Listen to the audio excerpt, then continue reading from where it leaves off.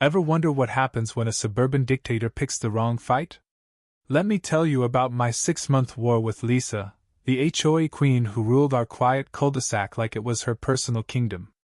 I'm Nathan Reed, a guy who just wanted a fresh start after a messy divorce, only to find myself in the crosshairs of a woman who turned neighborhood rules into a reign of terror.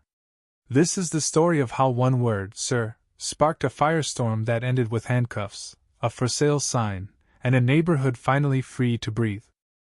I moved to Willow Creek Estates 6 months ago, trading a cramped downtown apartment for a 2-story colonial with white siding and black shutters. It was modest, unremarkable, perfect for disappearing into the monotony of suburban life after my ex, Claire, left me for her Pilates coach. I craved quiet, a place where the biggest drama would be whether my zucchini plants survived the summer heat. Willow Creek seemed ideal: tidy lawns, kids' bikes scattered carelessly, neighbors who waved like they meant it. I met most of them in the first week. The Harrisons on the left had a yappy terrier that chased its own shadow. The Sings on the right had a kid who mowed my lawn when I tweaked my back MOVYing in. Tom and his partner, Greg, across the street dropped off a cheesy casserole my first night. Then there was Lisa. Lisa didn't come bearing casseroles or smiles. She showed up with a 3-ring binder stuffed with HOA bylaws, neighborhood guidelines, and a welcome packet that felt like a warning shot. Tall, broad-shouldered, with short blonde hair slicked back and a wardrobe of pastel polos and khakis, she jingled with chunky gold jewelry that announced her presence before she spoke. "You'll want to review this," she said, handing me the binder with the precision of a drill sergeant. "We have standards in Willow Creek." I nodded, promised to read every word, and shut the door, feeling like I'd just been audited, not welcomed. Trouble started when I painted my front door a deep navy, classy, within the guidelines. The next morning, Lisa was on my porch, clipboard in hand, lips pursed so tight they could have cracked walnuts. "That color's not approved," she declared, like she was serving a warrant. I smiled, calm but firm. "It's in the guidelines, section 5, paragraph 2. She blinked, thrown off. Lisa wasn't used to pushback. She thrived on submission. "You still need board approval," she snapped, but I was already closing the door. "Send me the paperwork," I said, and that was that. Or so I thought. Lisa wasn't just petty, she was relentless. That night, I couldn't sleep, replaying our standoff, wondering if I should have just played nice. After my divorce, I'd sworn off drama, but here I was, barely a month into my new life, making enemies. I called Claire the next day. She was still my go-to for perspective, despite everything. "So, you've met the neighborhood tyrant?" she teased when I told her about Lisa. "Consider it a badge of honor." "I don't want trouble," I groaned. "Nathan, you spent our whole marriage avoiding trouble, and look where that got you. Maybe it's time to stand up for something." Her words hit hard, and she wasn't wrong. Lisa struck again a week later, this time over my trash cans. Too close to the curb. I moved them, knowing it wouldn't end there. She was like a dog with a bone, and I was her new chew toy. The violations got absurd. My mailbox was an inch too tall, my bird feeder attracted invasive sparrows, my porch light was excessive illumination. Each time, I'd fix the issue, document everything, and fire off polite emails to the HOA board, copying Lisa to show I was playing ball. Each time, she'd find something new to nitpick. Tom, my neighbor, warned me over beers one night. "She does this to everyone at first, testing how far she can push. Most people cave, and she moves on." "What if you don't cave?" I asked. His face darkened.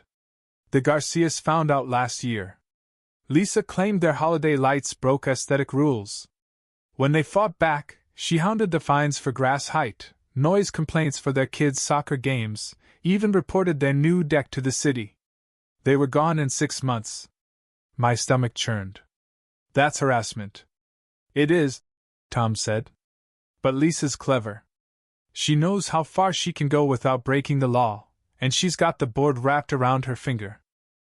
I wasn't about to let Lisa run me out of my home. Willow Creek was everything I'd wanted: kids laughing, porch lights glowing, the kind of place where you could leave your garage open and not worry. I decided to stay and fight, quietly but firmly. Things came to a head at the neighborhood barbecue. The block was alive, kids playing tag, burgers sizzling, neighbors chatting under pop-up tents. I was at the grill, flipping patties, joking with Tom, when Lisa wove through the crowd like a shark in a suit. Her smile was all teeth, but when she reached me, it turned cold. "Sir," she said, loud enough to draw eyes, "your fence posts are looking uneven. Let's not lower the neighborhood standards." I kept my cool, maybe a little cocky. "Thanks for the tip, sir. I'll check them this weekend." That word, sir, hit like a match to gasoline. Her smile vanished, her jaw clenched, eyes narrowing to slits. "Don't call me that," she hissed, low and venomous. I raised an eyebrow. "Call you what, sir?" The air went still. Conversations hushed. Eyes turned our way. "I didn't mean to offend," I said, voice steady, face neutral. But Lisa was done. She spun and stormed off, levying whispers and awkward glances in her wake. Greg sidled up, looking worried. "What was that?" I shook my head, genuinely confused. "No idea." "You called her sir," he explained. "Lisa's super sensitive about her gender presentation. She's had issues with people misgendering her before, accidentally or not." My gut sank. I hadn't meant it that way. "I didn't intend to upset her," I said. Greg nodded. "I believe you, but Lisa won't. She'll think it was a dig." I spent the rest of the barbecue looking for her, wanting to apologize, but she was gone, and with her, any chance of de-escalation. I thought it might blow over, but Lisa doubled down. 2 days later, a violation notice was taped to my mailbox. "Improper fence height, due law 100 fine." I fixed it, measured twice, sent photos to the board. More fines follow: porch light on past 10 p.m., bird feeder, attracting pests, lawn edging, non-compliant. It wasn't about rules anymore, it was about "Sir?" I documented everything: photos, emails, notices, and contacted a lawyer, Rachel Holt, who specialized in HOA disputes. "This is targeted harassment," she emailed back. "Keep records, avoid direct confrontation." Easier said than done. One evening, Tom stopped by. "Saw Lisa in your yard this morning, measuring your fence with a tape measure twice." I shook my head. "She's obsessed. She's unhinged," Tom said. "You're not the first she's done this to." That night, an email from the HOA board arrived. "Urgent, multiple violations review IEW." They'd scheduled a meeting to discuss my non-compliance, threatening hefty fines or a lien on my property. I forwarded it to Rachel, who urged me to stay calm and keep documenting. But calm went out the window the next day.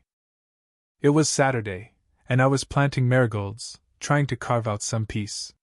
Then I heard Lisa's footsteps on my gravel path. I looked up. She was standing there, arms crossed, eyes burning. "You think you're smart," she snapped. I dusted off my hands, keeping my tone light. "What's that?" "You know what you did, calling me sir at the barbecue, humiliating me in front of everyone." I forced a calm smile. "It wasn't intentional, Lisa." "I've said that." Her nostrils flared. "You're lying. You wanted to make a fool of me." "You're blowing this out of proportion," I said, still steady. That's when her face twisted, and before I could react, she shoved me hard. I stumbled, grabbing the porch railing to keep from falling. Across the street, neighbors gasped. Phones came out, cameras rolling. Lisa stood there, chest heaving, fists balled. "Don't ever disrespect me again," she growled. I straightened, pulled out my phone, and dialed 911, eyes locked on hers. "I'd like to report an assault." For a moment, panic flickered in her eyes. She turned to the crowd, shouting, "He's harassing me! This is discrimination!" But the videos were rolling, and the truth was clear. Police arrived fast. Lisa tried to spin it, claims of being targeted for her identity, but the neighbors' footage and witnesses shut her down. The officers asked if I wanted to press charges. Absolutely, I said. Lisa's face crumpled as they cuffed her, ranting about injustice, but her voice broke as the police car drove off. Neighbors rallied around me. Tom and Greg brought ice for my bruised shoulder. Mrs. Singh made tea. The Harrisons' dog nudged my leg, sensing my stress. You really pressing charges? Greg asked quietly. I nodded. This isn't about HOA rules. She assaulted me. She'll make it about her identity, Tom warned. She always does. Let her try, I said. This is about what she did. The charges stuck: misdemeanor assault, harassment, a DULA 3,000 fine.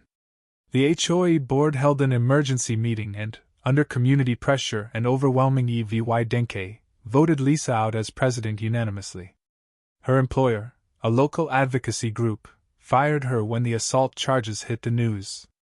In court, the judge handed down 6 months probation, mandatory anger management, and a restraining order keeping her away from me. Lisa stood there, silenced, her usual bravado gone. 3 months later, a for sale sign went up in her yard.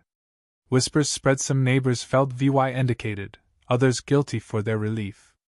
I just felt free. Willow Creek found its rhythm again.